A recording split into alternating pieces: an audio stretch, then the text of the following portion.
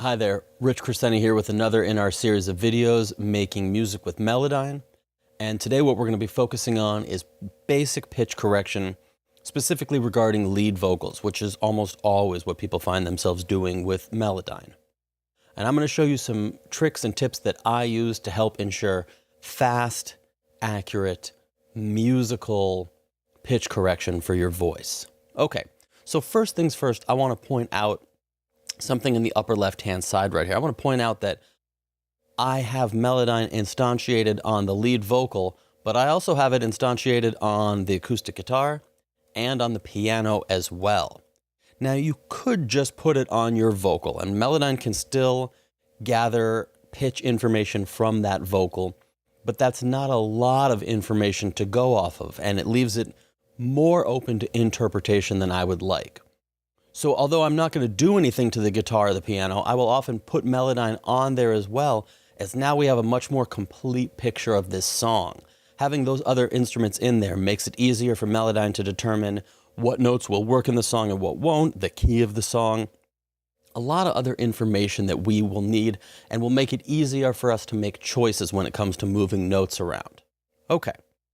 So today we're going to be working with this song by Eric Myers and the Rev called Whiskey Rebellion. Let's give it a listen.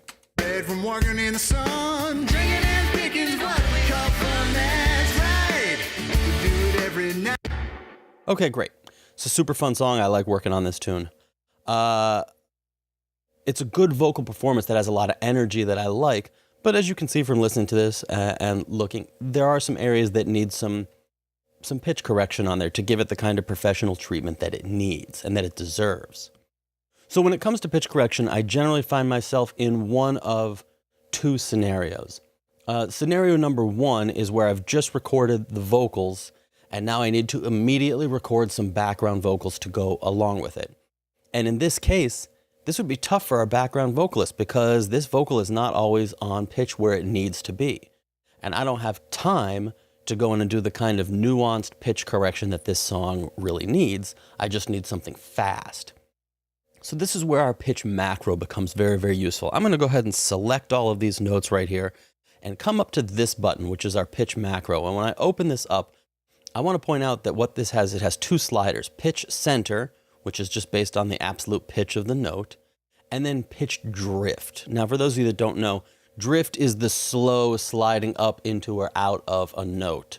You could think of it as a counterpart to faster pitch changes, which is often called modulation or vibrato. So this macro gives you control over all these notes. Since I highlighted them all, I can just quickly put those pitches right on center and get rid of that drift, like so. And now when we listen, From walking in the sun, drinking and picking what we call fun, that's right.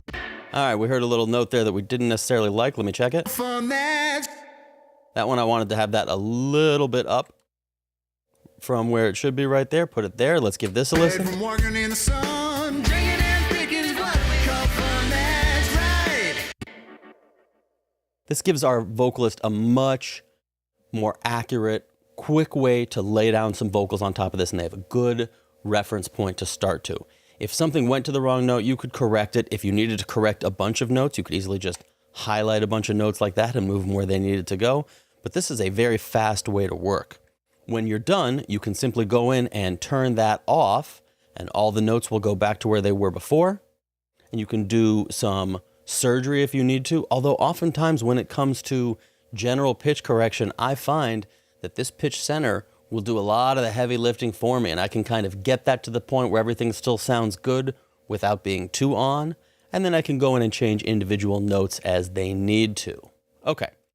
Scenario number two is when I want to go in and do some of that fine tuning that I was talking about earlier. Maybe I've got a note like this one right here. This is the word sun. Give this a listen.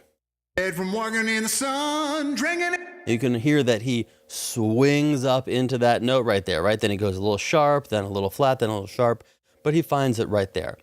I want to take this note and I want to have it, the pitch correction be better for it, but I don't want to lose the character of it, and I don't want it to sound phony. So there's a couple of other tools that we have right here to help with this. Check this out. First things first, I'm going to swing over to my pitch tool and just double click on this note, and that moves it right to the D that it is supposed to be.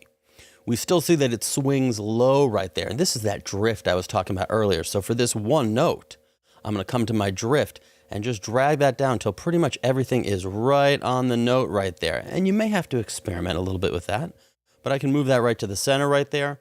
And then I might want to give it a little more attitude, right? So I'll come to my pitch modulation, which is like the vibrato, and drag that up a little bit. And now what we get is... From walking in the sun, drinking in. All right, now we've got a performance that has a little attitude, but it is right on pitch where it needs to be. Hope you've enjoyed this. Thanks.